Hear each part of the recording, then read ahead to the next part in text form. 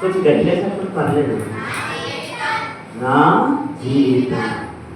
నేను యేసుక్రీస్తు ప్రభుల వారిని నమ్మక ముందు, యేసయ్య అంటే ఎవరో నాకు తెలియక ముందు నా జీవితం ఎలా ఉండేదంటే, నా హృదయంలో ఎవరు ఉండేవారంటే సాతాను ఉండేవాడు. ఎవరు ఉండేవారు? సాతాను ఉండేవాడు. ఈ ఎవరికైనా సాతాను అంటే ఇష్టమా? సాతాను ఉన్నప్పుడు మన యాటిట్యూడ్ ఎలా ఉంటుంది? పొగరుగా, ఎవరినైనా బాధ పెట్టే విధముగా, అహంకారంగా, ధనము, ఈ లోక సంబంధమైనవి ఇవన్నీ. ఎవరికైనా పని అంటే ఇష్టమేనా?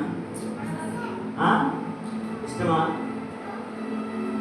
యేసయ్యని నమ్మక ముందు నా జీవితం కూడా ఎలా ఉండేదంటే సాతానుతోటి, లోకంతోటి, రకరకాలైనటువంటి జంతువులతోటి ఉండే.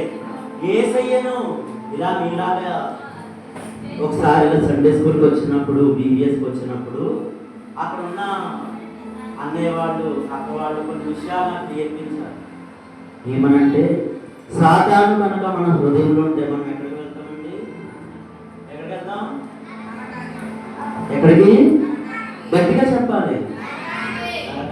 కానీ ఈ నా జీవితంలో సాతాను ఉన్నటువంటి ఆ పరిస్థితుల్లో నేను సండే స్కూల్కి వచ్చినప్పుడు ఇక్కడ పాస్టర్ గారు మాట చెప్పారు. ఏమనంటే, ఎప్పుడైతే మనము యేసయ్య నా హృదయంలోకి రా, నాతో మాట్లాడు, నన్ను దర్శించు అన్నప్పుడు ఎంత మనం పాపంలో ఉన్నా, శాపంలో ఉన్నా సరే యేసయ్య ఏం చేస్తాడంటే ఆయన కనికరాన్ని మన మీద కప్పి, ఆయన ప్రేమను మన మీద కప్పి, అంతవరకు సాతానుగా ఉన్నటువంటి మన జీవితాన్ని ఆయన మన హృదయంలోకి వచ్చేసి ఏం చేస్తాడు అంటే అందరికీ ఉపయోగపడే విధముగా మార్చేస్తాడు. దేవునికి స్తోత్రం. అంత ముందు వరకు నా హృదయంలో ఎవరున్నారు?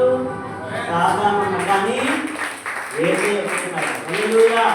ఎప్పుడైతే యేసు నా హృదయంలో వచ్చేసాడో నా జీవితం పాపంతో కూడుకున్నటువంటి నా జీవితం అద్భుతంగా మారుతుంది. దేవునికి స్తోత్రం.